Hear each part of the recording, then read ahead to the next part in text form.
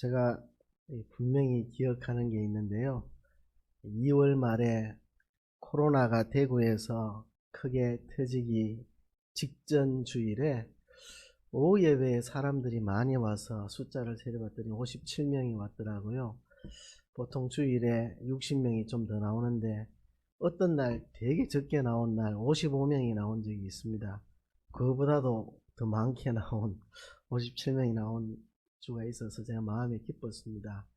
우리 교단의 특징이 주일 성수에 힘을 쓰고 오전 예배나 오후 예배나 숫자가 크게 변하지 않는 이 우리 교단의 특징이고 자랑이고 자부심인데, 역시 우리가 오후 예배에 57명이 나오고 참 감사하다는 생각을 했는데, 코로나 사태가 그 다음 주에 팍 터지고부터 숫자가 줄어들어서 그래도 주일 오전에는 어느 정도 숫자가 차는데 오후에 숫자가 많이 줄었습니다. 지금 30명이 채 안 되는 숫자가 지금 모여 있습니다. 많이 아쉬움을 가지고 지금이 환란의 때다, 우리가 믿음으로 잘 이겨나가야 되겠다, 그런 생각을 합니다. 지금 주변에 많은 목사님들과 대화를 해보면 놀랍게도 코로나 사태로 인해서 잠시 예배를 많은 교회들이 중단을 했는데, 우린 계속했지만 많은 교회들이 중단을 잠시 했었습니다.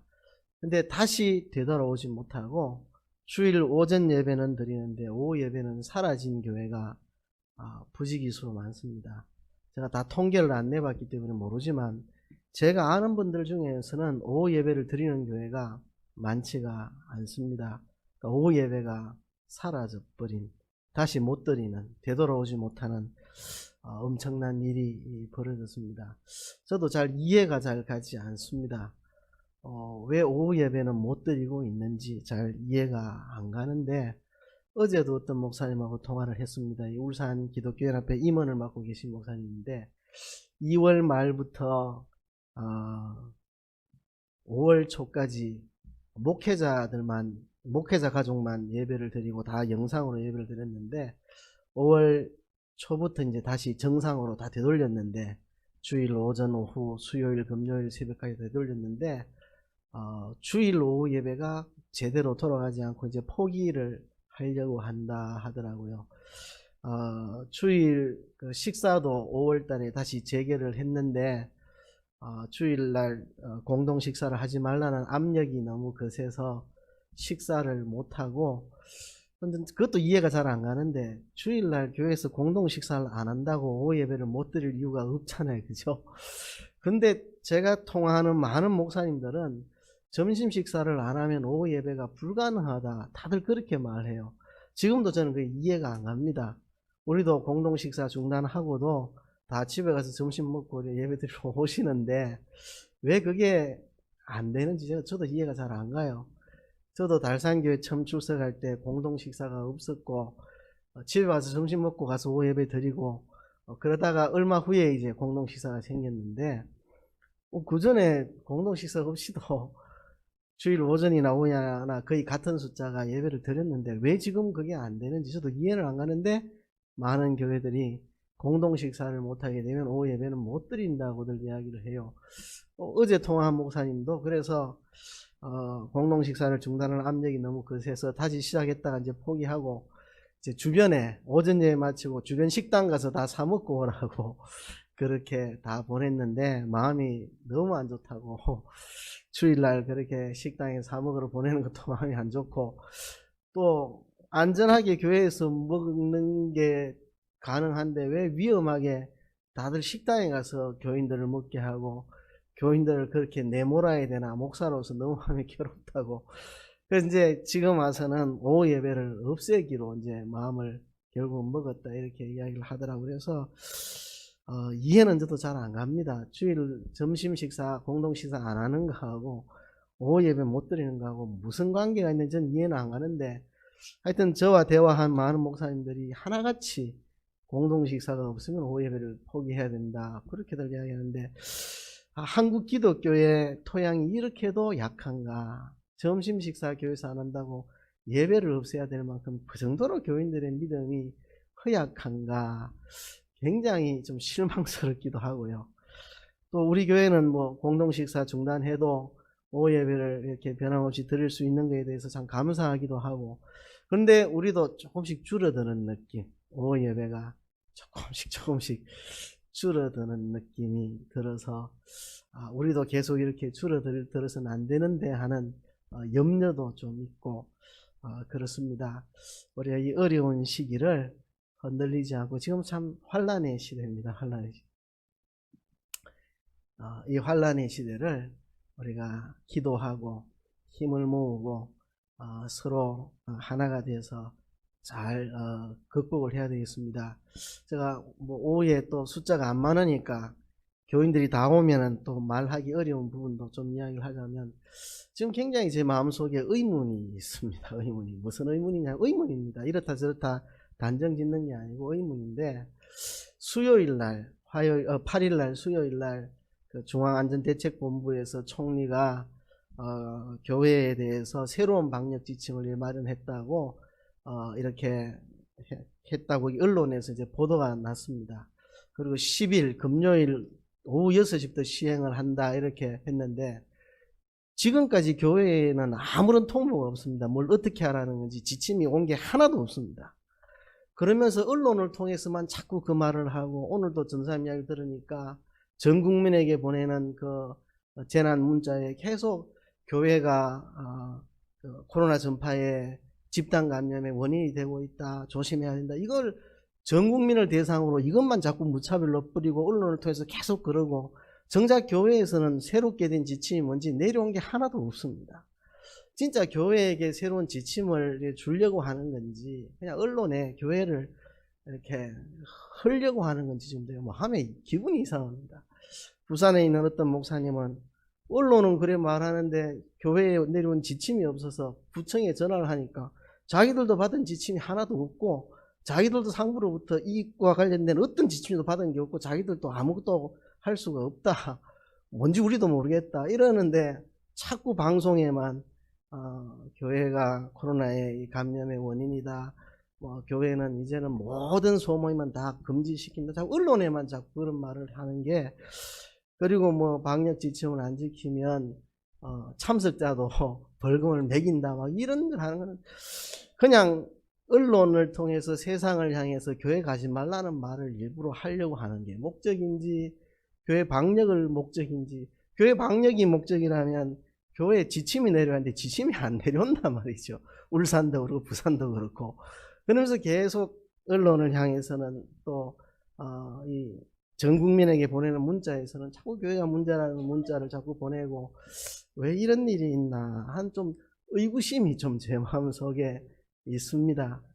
그 이제 새로워진 지침이 뭔지 모르지만 언론에 나온 걸 이렇게 보니까 뭐 이름만 쓰면 안 되고 전화번호를 써야 되고 주민등록증 확인해야 되고, 그런데 우리 교인들 얼굴 다 알고 누군지 아는데 왜 주민등록증을 확인하라는 말인지, 전화번호 이미 다 알고 있는데 왜 그걸 쓰라고 하는지 이해도 안 가는 이야기들을 자꾸 언론을 통해서만 그렇게 하는 게 왜 그러나 하는 의구심이 좀 많이 있습니다. 그래서 어려운 시대에 우리가 기도하고 하나님의 긍휼을 좀 구하면서 힘을 모아서 어려운 시기를 잘 지나가도록 그렇게 해야 하겠습니다. 그래서 이제 어제도 울산기독교연합회 임원에게 전화를 해봤더니 우리 울산시청 관계자 중에서도 모르겠다고, 왜 상부에서 저렇게 하는지, 우리한테는 아무런 지침도 안 내려주면서 왜 상부에서 혼자 저렇게 하는지 자기들도 모르고 골치 아프다, 중앙안전대책본부에서 하는 행동을 자기도 이해 못하겠고 왜 저런지 자기도 모르겠다, 아무런 지침 받은 게 없다, 우리도 어쩔지 모르겠다, 이렇게 시청 관계자도 말을 한다는데, 왜 자꾸 방송과 문자로 국민들을 향해서, 교회에게는 말 안 하고 국민들을 향해서 그래 하는지 마음속에 상당히 의구심이 있어서, 참 지금은 기도할 때다, 하나님의 긍휼을 구할 때다 하는 겁니다. 그래서 현 상황에 대해서 제 입장은 세 가지입니다. 첫째는 우리 교회가 방역에 힘을 쓰자는 겁니다. 우리가 그리스도인으로서 책임감 있게 방역에 힘쓰자는 겁니다. 우리가 이 간격을 넓힌 것도 뭐 정부에서 넓히라 해서 넓힌 게 아니고 한 달 전부터 계획해서 우리 스스로 넓힌 겁니다. 첫째는 우리가 방역에 힘을 쓰고, 두 번째는 뭔가 정부에서 교회에 대해서 하는 것이 불합당한 것에 대해서 우리가 성경에서 옳다 아니다 하라고 했으니까 거기까지는 우리가 말을 하는 게 정당하다.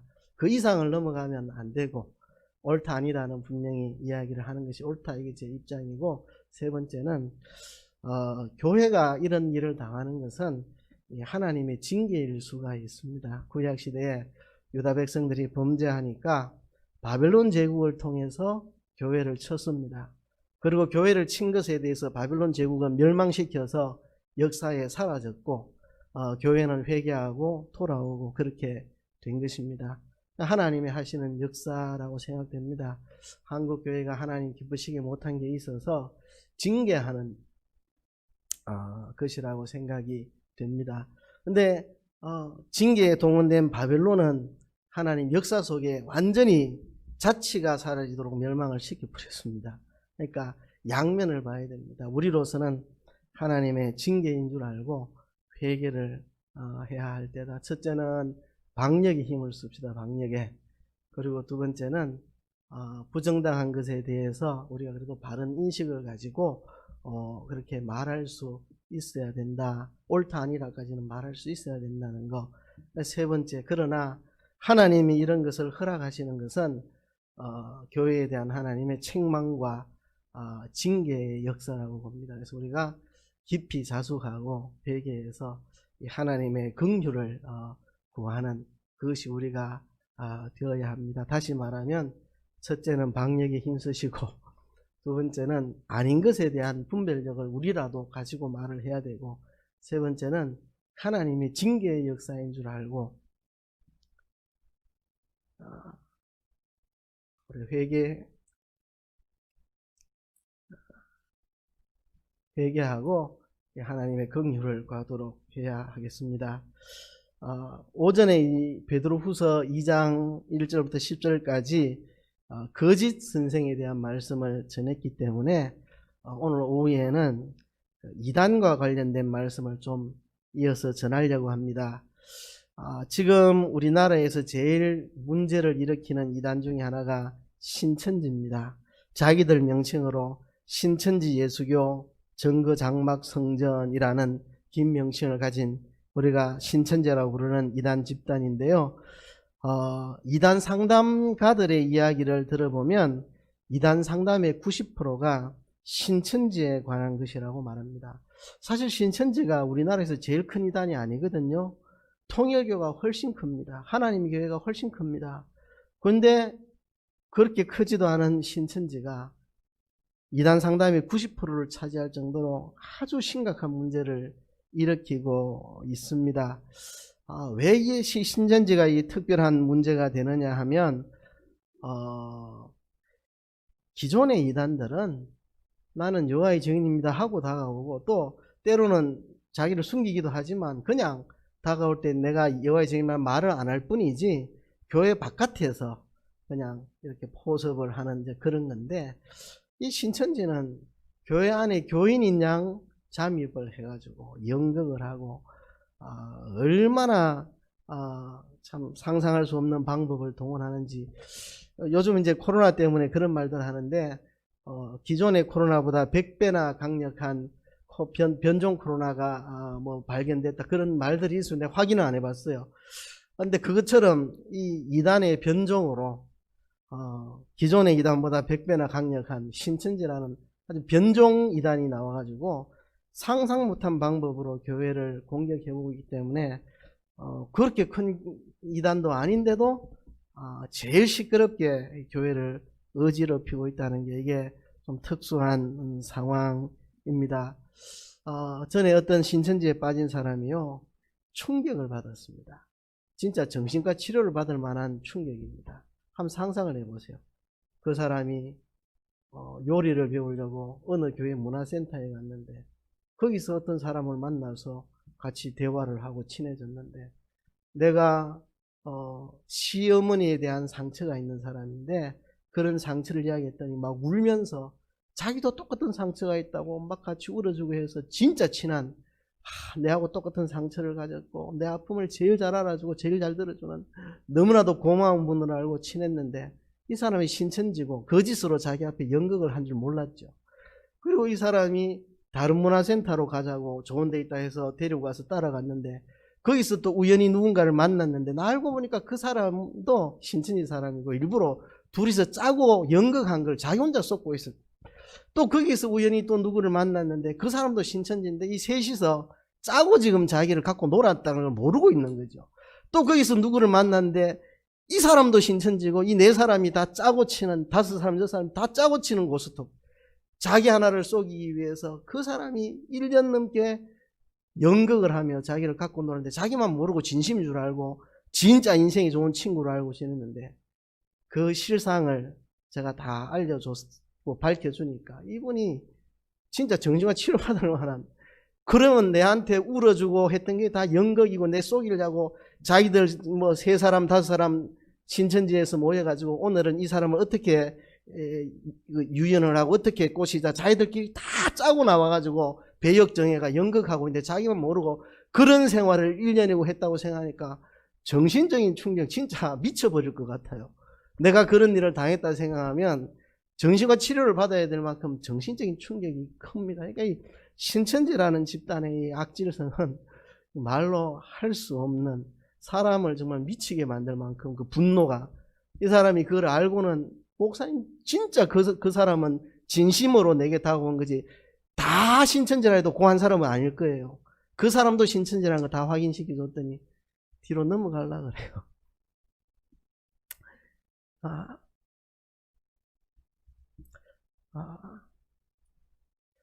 그 정도로 이제 신천지가 심각한 문제들을 많이 일으키고 있어서 오늘 짧지만 간단하게 신천지 이야기를 좀 하려고 합니다. 신천지는 이 성경 해석에 문제가 있습니다.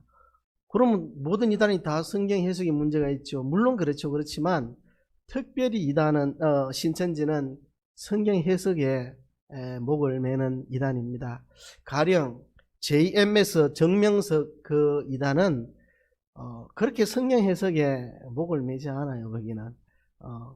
거기는 성경 공부 좀 시키다가 JMS를 믿게 되면 그 다음부터 성경 공부 그냥 중단해버리는 경우도 많대요.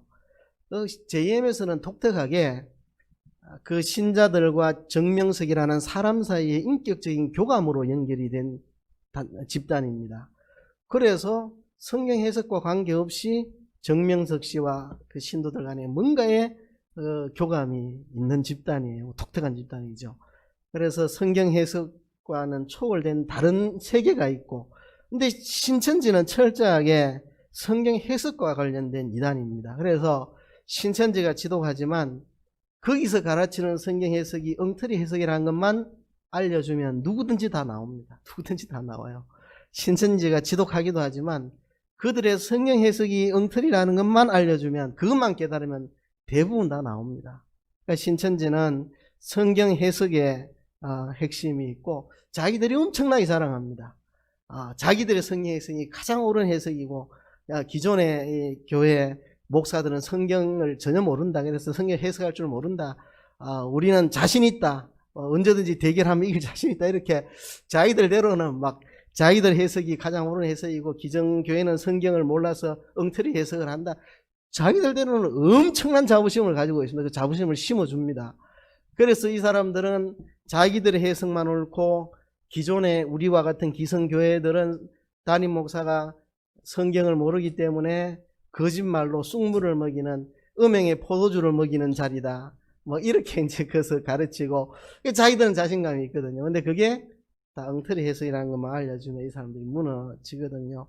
그래서 신천지의 성경 해석에 대해서 우리가 조금 이해를 해야 합니다.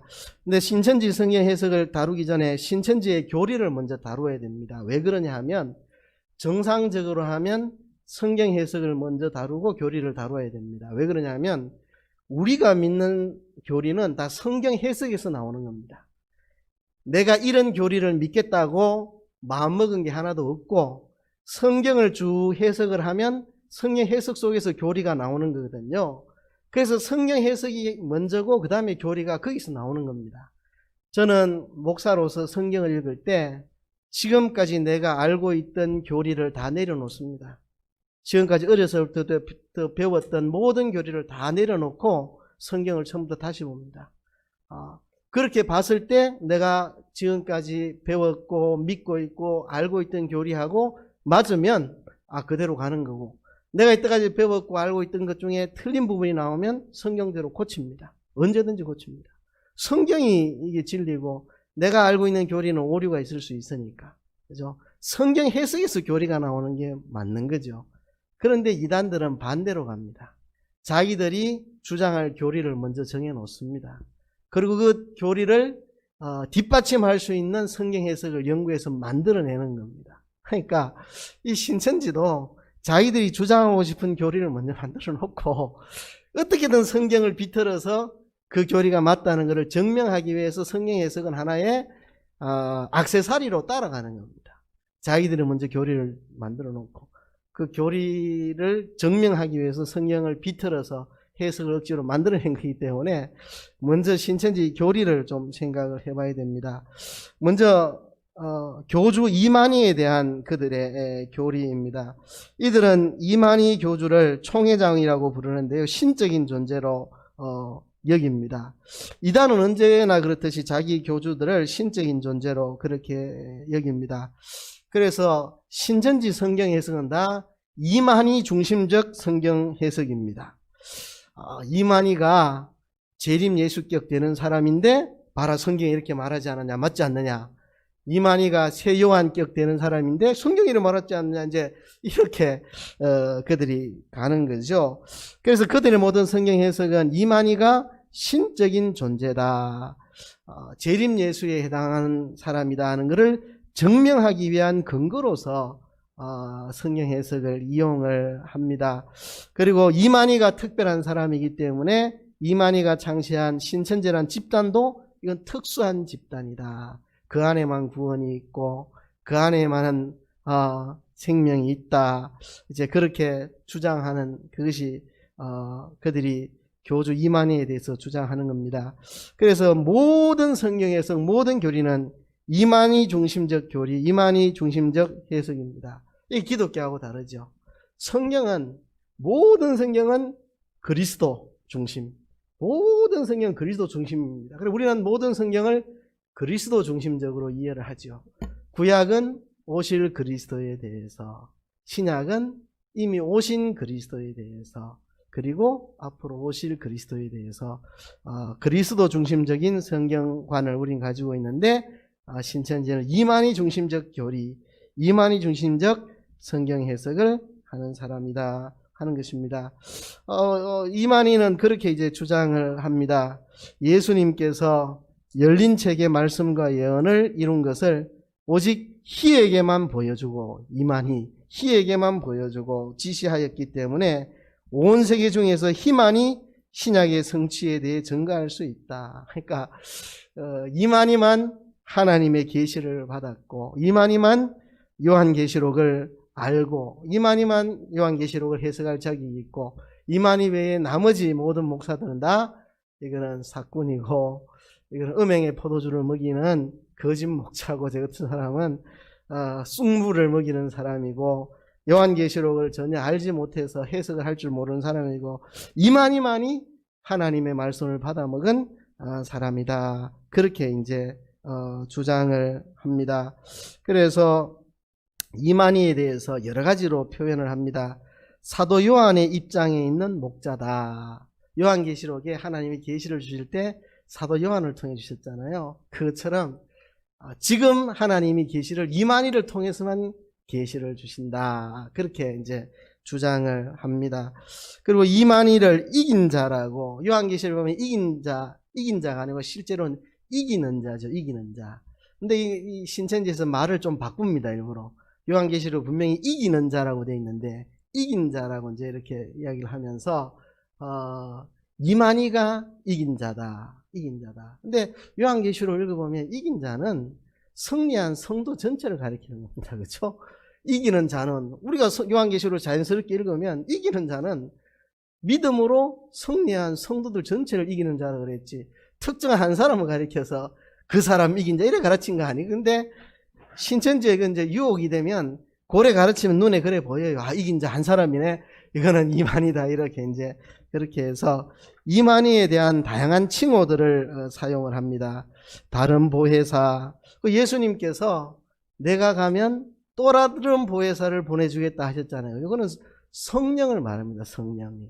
내가 가면 성령이 오신다. 내가 가면 성령이 오셔서 진리에 대해서, 의에 대해서, 심판에 대해서 너에게 가르쳐 줄 거다. 성령이 너에게 가르쳐준다.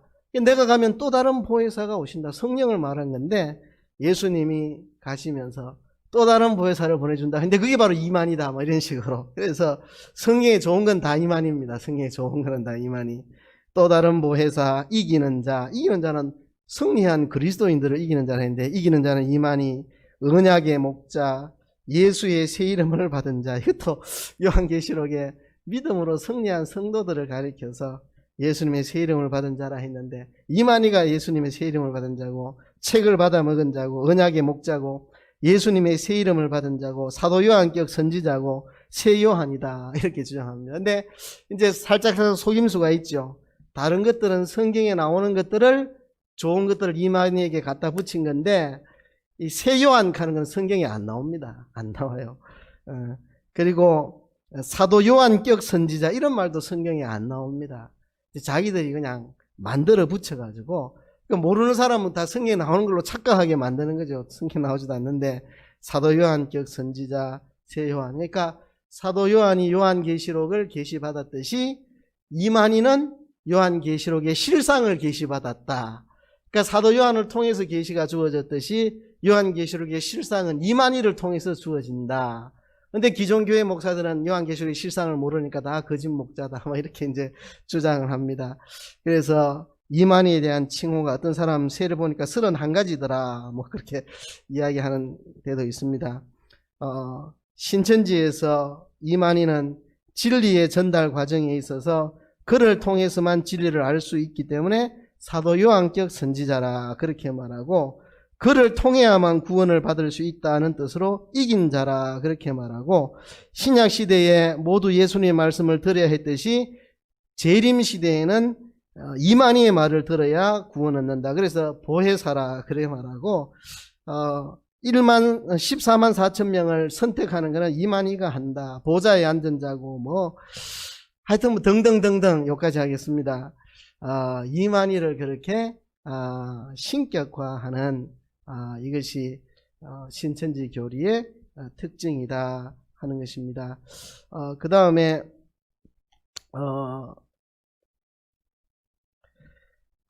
정통교회에 대한 그들의 시각.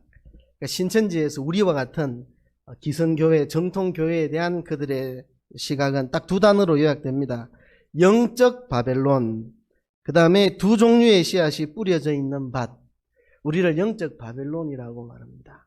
바벨론은 우상을 섬기는 집단, 나라였고 하나님의 심판으로 바벨론은 역사에 사라져 멸망했잖아요. 그죠? 그 바벨론은 육적으로는 옛날에 그 바벨론이지만 영적으로는 지금의 정통교회들을 가리킨다. 그래서 기성교회들을 바벨론 교회라 그렇게 말합니다. 바벨론에 있으면 멸망하잖아요. 거기서 빠져나와야 되잖아요. 그러니까 멸망하지 않으려면 바벨론 교회, 기존 교회에서 빠져나와 신천지로 가야만 멸망을 피할 수 있다. 이제 이렇게 기존 교회를 멸망할 영적 바벨론으로 이야기하고 두 종류의 씨앗이 뿌려진 밭. 근데 예수님의 비유를 또 왜곡시켜가지고 기성교회는 두 종류의 씨앗이 뿌려진 밭이다. 곡식도 뿌려지고 가라지도 뿌려지고 그런데 이 곡식이 가라지와 함께 있으면 가라지와 함께 묶여서 불타게 되고 그래서 그렇게 불타지 않으려면 이 곡식이 곡간으로 추수가 돼야 된다. 곡간은 신천지. 그러니까 교회는 알곡과 가라지가 같이 뿌려진 것인데 알곡이 그냥 있으면 가라지와 함께 묶여서 불타니까 그렇게 멸망하지 않으려면 곡간으로 추수를 당해야 된다. 추수당하는 게 뭐냐? 신천지 교회로 넘어가는 거. 그래서 그 사람들은 추수꾼이라고 부르죠. 기성교회에 침투해서 기성교회 성도를 유혹해서 데리고 가는 거를 그 사람들을 추수꾼이라 그러고 기성교인들을 미혹하는 것을 추수라 그렇게 말을 하죠.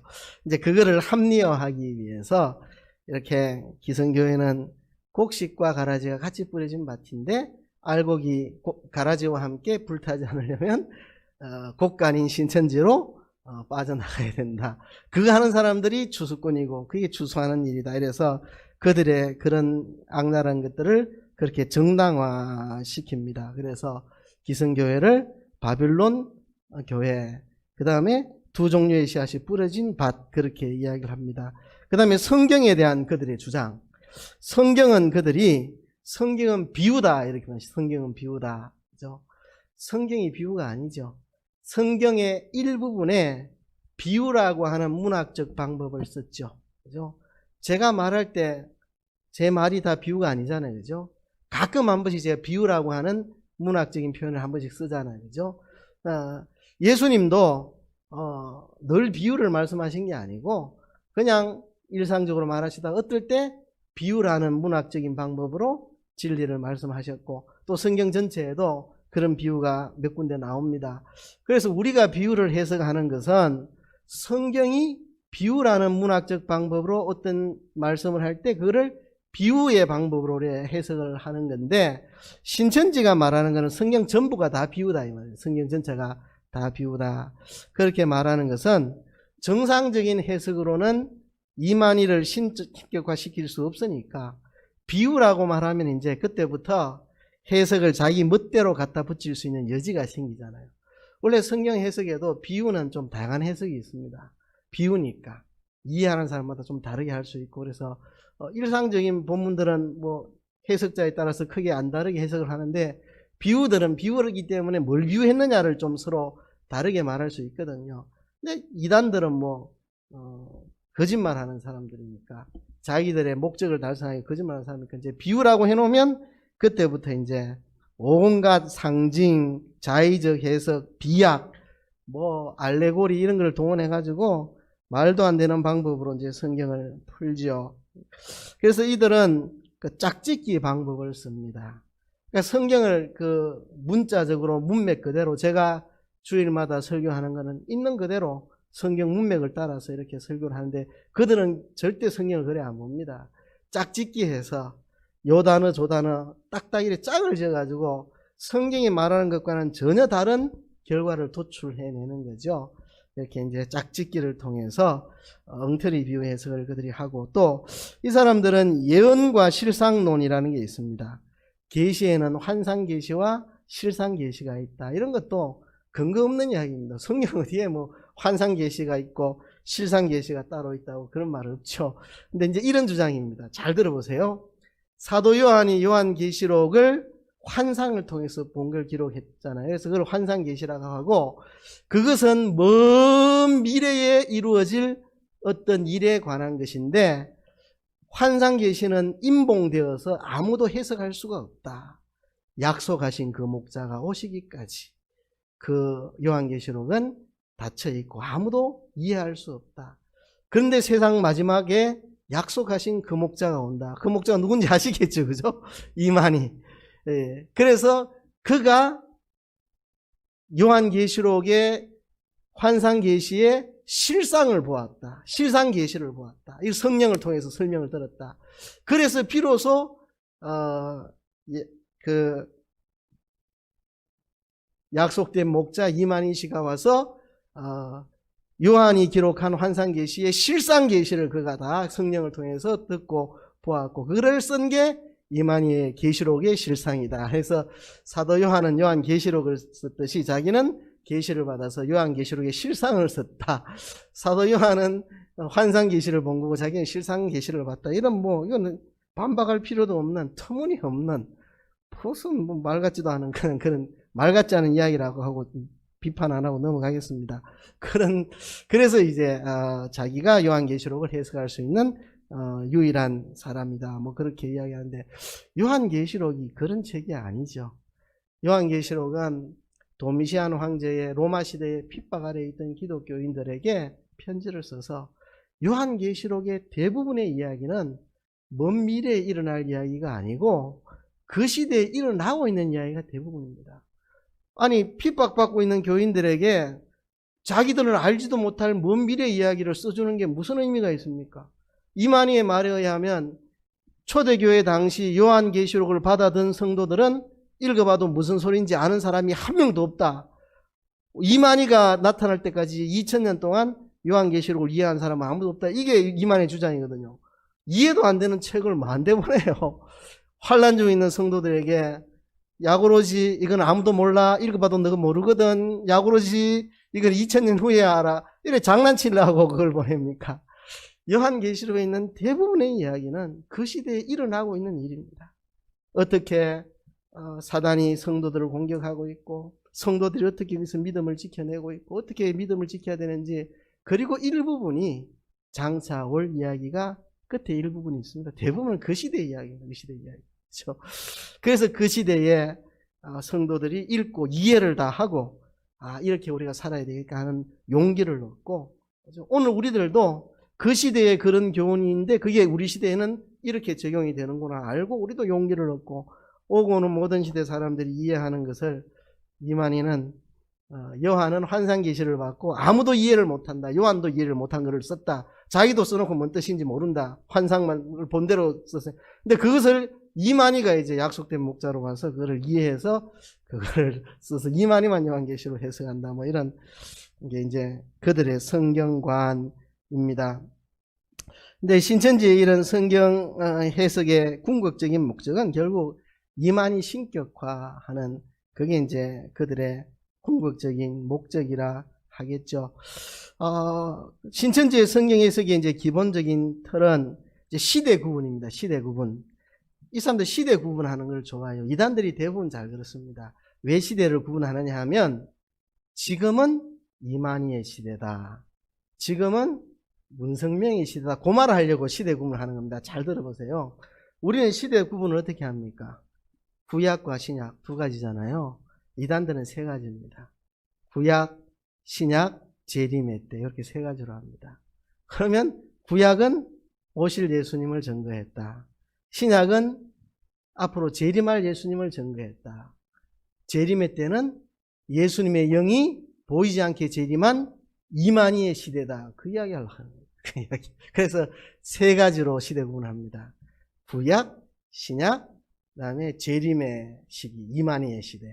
구약은 오실 예수님을 소개했고 신약은 장차 오실 재림할 예수님을 소개했는데 그 재림한 예수가 이만희 속에 들어갔다. 그래서 이만희가 예수님 격이 됐다.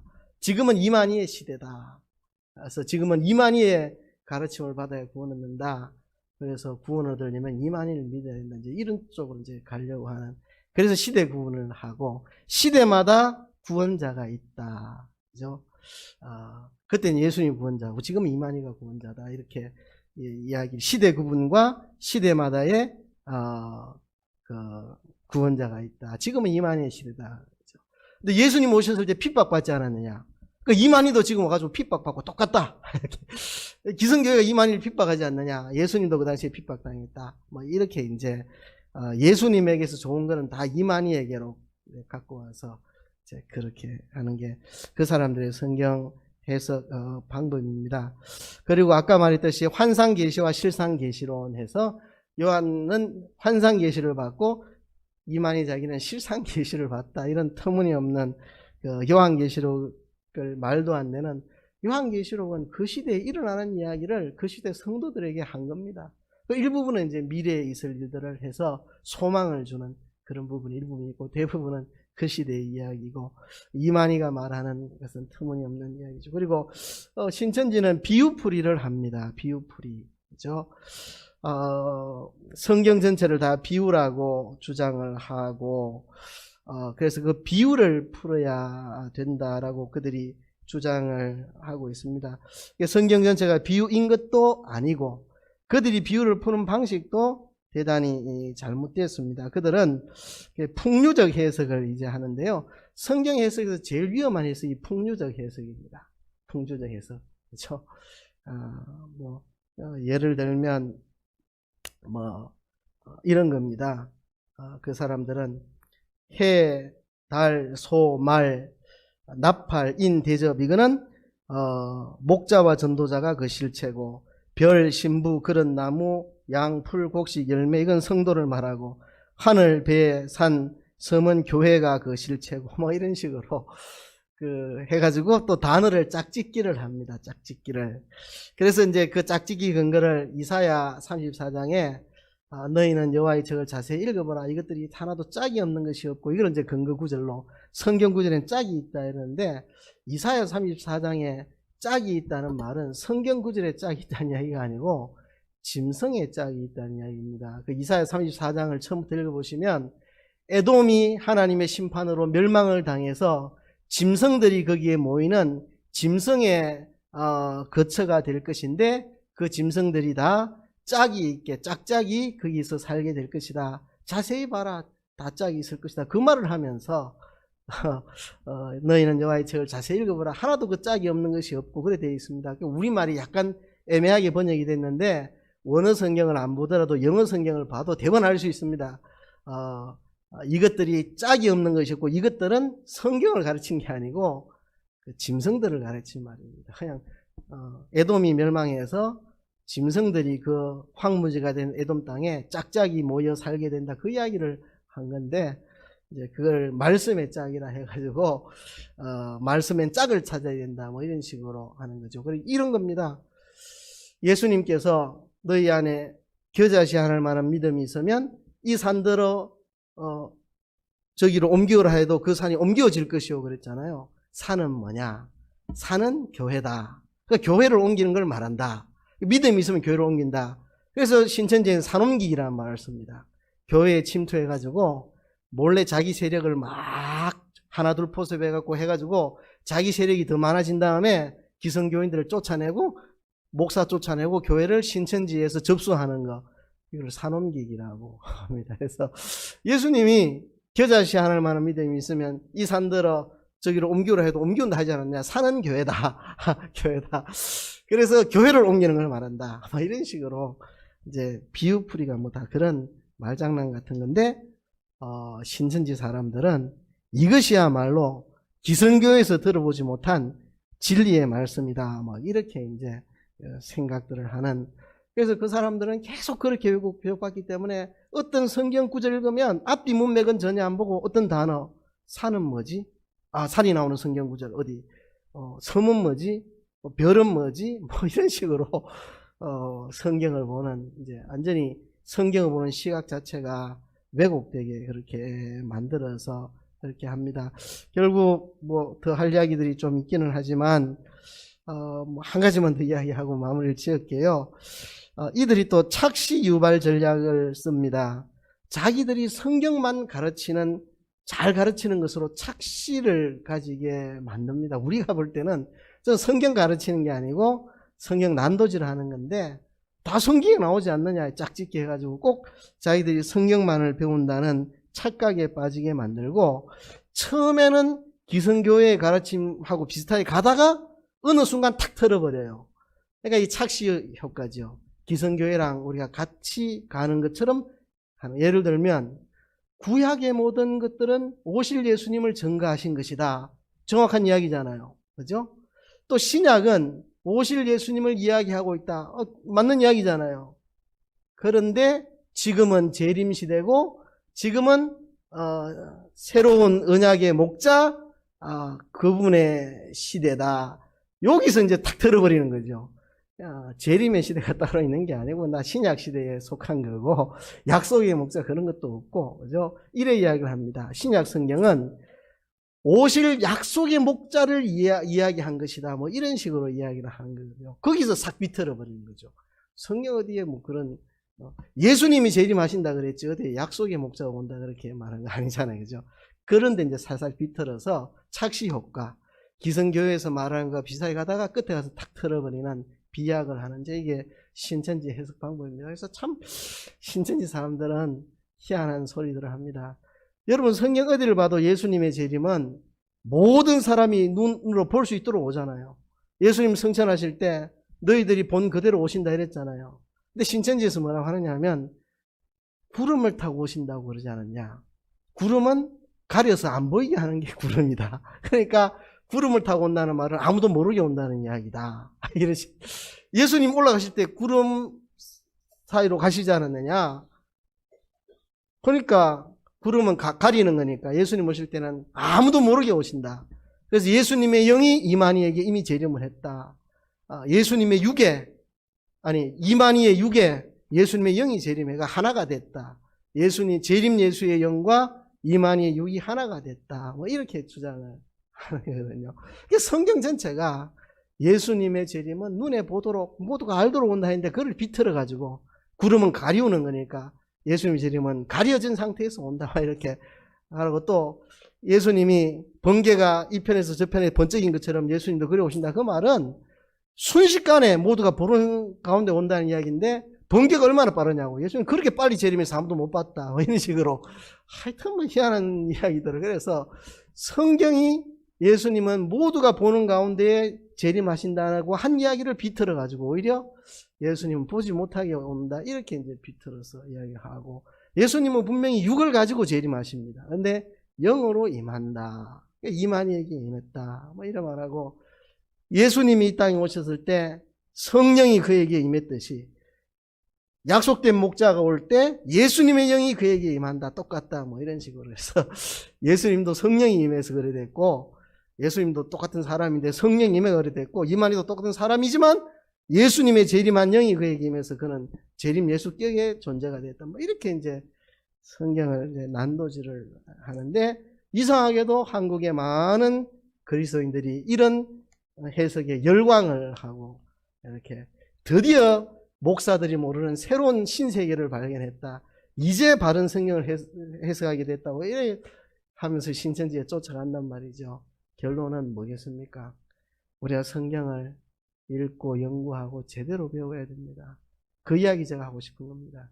제가 주일날 설교를 할 때 되도록 본문에 있는 그대로 설교하는 이유가 여러분들이 성경 보는 눈을 가지게 하고 싶은 겁니다. 제가 하는 말이 무슨 권위가 있겠습니까?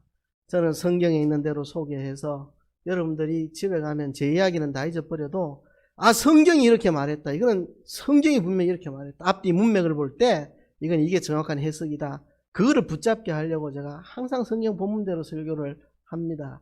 그래서 여러분들이 꾸준하게 성경을 보는 훈련을 해서 이런 신천지와 같이 말 같지 않은 해석을 하는 걸 보고 우와 이때까지 보지 못한 놀라운 해석이다 이런 소리 하는 사람은 되지 않도록, 그런 소리 하는 사람 만나면 바른 해석을 가르쳐 줄 수 있는 사람이 되도록 우리가 성경을 연구하고 바로 이해하고 항상 성경을 묵상하고 그렇게 나가야 됩니다. 신천지에서 그런 이상한 해석하면 말도 안 되는 소리라고 다 반박할 수 있고 그걸 다 설명해 줄 수 있을 만큼 우리가 성경을 잘 이해하고 성경을 제대로 아는 우리들이 되도록 앞으로 성경 공부와 연구에 힘을 쓰는 우리 모두가 되기를 주의 이름으로 축복합니다.